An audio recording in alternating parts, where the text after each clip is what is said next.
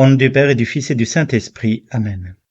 Mon Seigneur et mon Dieu, je crois fermement que tu es ici, que tu me vois et que tu m'entends. Je t'adore avec profonde révérence et je te demande le pardon de mes péchés, afin de faire avec profit ce moment de prière. Ma Mère Immaculée, Saint Joseph, mon Père et Seigneur, mon ange gardien, intercédez pour moi.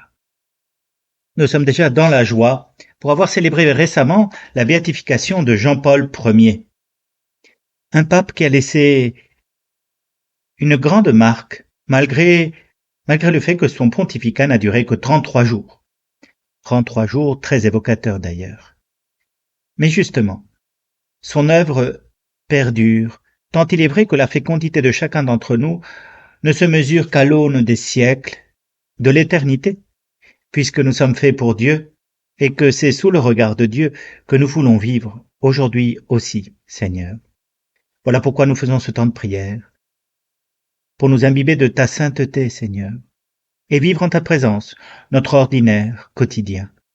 Ce pape a eu une longue vie, même s'il était cardiaque, il a eu une longue vie qui n'a pas commencé avec son pontificat. Il était issu d'une famille avec un père très anticlérical et une maman très croyante, comme quoi l'amour peut permettre le respect des idées de l'un et de l'autre. Il reçut la vocation très tôt vers le sacerdoce, et son intelligence brillante lui permit de faire de longues études, docteur en théologie dogmatique. Sa thèse d'ailleurs est très intéressante, c'est l'origine de l'âme, d'ailleurs dans les écrits de Rosmini. Mais c'est l'origine de l'âme. Albino Luciani n'a eu de cesse de comprendre la culture contemporaine pour y annoncer l'Évangile. Il a écrit un livre que je vous conseille, très sympathique et facile à lire. En français, c'est Humblement vôtre.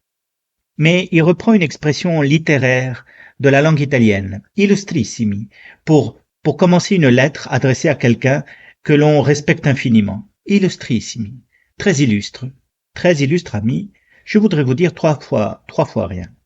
Et dans ce livre, on reprend les 40 lettres que, alors, l'évêque de Venise avait adressées à des personnages de son imagination comme de l'histoire humaine. Il adresse une lettre à Mark Twain, il adresse une lettre à Walter Scott, ce grand romancier du XIXe siècle de romans de chevalerie. Il adresse aussi des lettres plus profondes à Sainte Thérèse d'Avila, à Sainte Thérèse de l'Enfant Jésus, à tant d'autres. Je vous invite à les lire. Elles sont toutes évocatrices. Elles ont un regard plein de profondeur sur la vie. Mais, il a aussi, en sa petite période de pape, adressé quelques discours. Et on peut lire la grande exigence intérieure que l'Église veut nous donner à voir en béatifiant ce pape. Parce que vous le savez comme moi, quand on déclare quelqu'un de saint, ce n'est pas par ce qu'il a fait seulement, c'est surtout par le fait qu'il a correspondu à la grâce en menant une vie avec des vertus héroïques. Pas seulement des vertus ordinaires, mais des vertus ordinaires portées à leur accomplissement héroïque.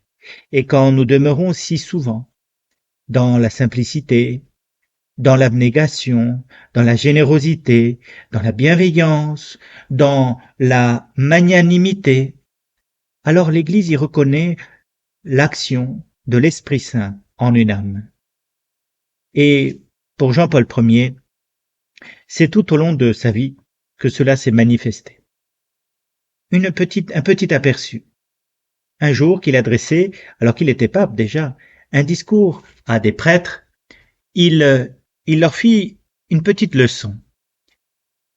Il évoqua la petite discipline nécessaire pour mener sa vie chrétienne. Et puis, il évoqua la grande discipline. La petite discipline, c'est la discipline des apparences. C'est « je fais ceci parce qu'il faut le faire ».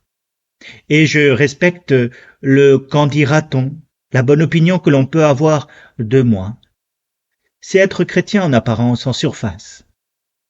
Il existe une grande discipline, qui est plus heureuse, et qui consiste à à régir continuellement notre âme, de telle façon que l'on puisse dominer ses mauvais penchants pour acquérir petit à petit l'habitude de juger et de se comporter dans toutes les circonstances de la vie selon le Christ et l'Évangile. Voilà ce qu'il dit. La grande discipline, c'est faire en sorte que tous nos actes, toutes nos pensées, celles qui viennent du cœur, puissent traverser le tamis de l'Évangile. Nous puissions les faire sous le regard de Jésus, comme maintenant ce temps de prière. Nous sommes sous ton regard, Seigneur, et nous voulons t'offrir toute notre âme, pour que par ta sainteté, je puisse devenir meilleur. La grande discipline nécessite de prier, d'avoir une vie intérieure. Et le pape Luciani évoquait ainsi l'histoire d'un monsieur qui transportait les valises dans la gare. Lorsque les passagers descendent du train, ils peuvent lui confier et celui-ci les porte jusqu'au taxi, jusqu'au camion, jusqu'à la voiture. Et là, il lui donne un salaire suffisant pour qu'il puisse continuer son travail. Eh bien, ce porteur de valises était au milieu de la foule de la gare en train de dormir.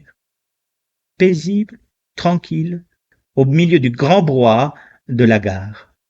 Eh bien, il disait, comme ce porteur de valise au milieu de la gare est capable de dormir, eh bien, vous, âme consacrée à Dieu, vous devez garder cette intériorité en vous suffisamment forte que vous puissiez prier au milieu du grand charivari du monde, du travail, des bruits, des dérangements, peu importe.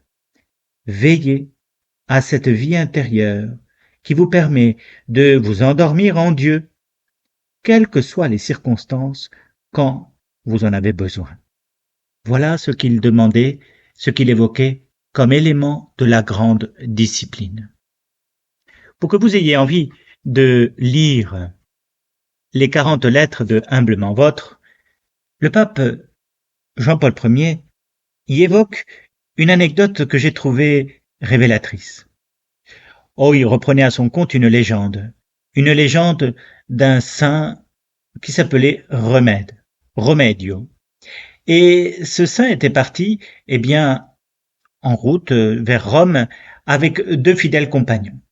Voilà qu'au milieu du chemin, il s'arrête, il se repose et voilà qu'arrive en courant un de ses compagnons en lui disant « Un ours est en train de manger les chevaux. Vite, accourez !» Remedio réagit, va voir l'ours et lui dit « Tu viens de manger mon ours ?» Pardon. Et lui dit « Tu viens de manger mon cheval. Or, je ne peux pas arriver à ma destination sans ce cheval. Donc, tu vas prendre sa place. » Et ni une ni deux, il prit la selle de son cheval, la mit sur l'ours et le domestiqua. Il monta dessus.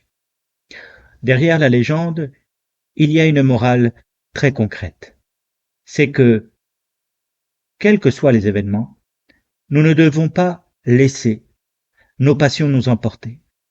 Il faut sceller l'ours qu'il y a en nous, le chevaucher, le maîtriser et le conduire sur le bon chemin vers Rome, vers Dieu. Voilà ce que cette légende de Saint Remedio, rapportée par Jean-Paul Ier, nous dit de notre vie chrétienne.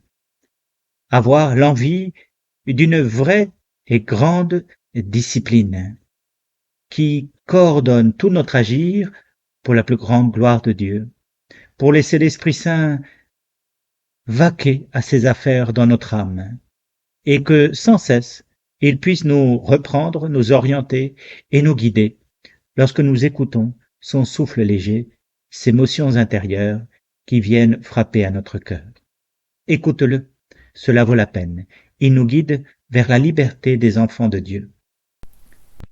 Je te remercie, mon Dieu, pour tous les actes d'amour, les inspirations que tu m'as donnés pendant ce temps de prière. Ma Mère Immaculée, Saint Joseph, mon Père et Seigneur, mon ange gardien, intercédez pour moi. Aidez-moi à les mettre en pratique. Amen.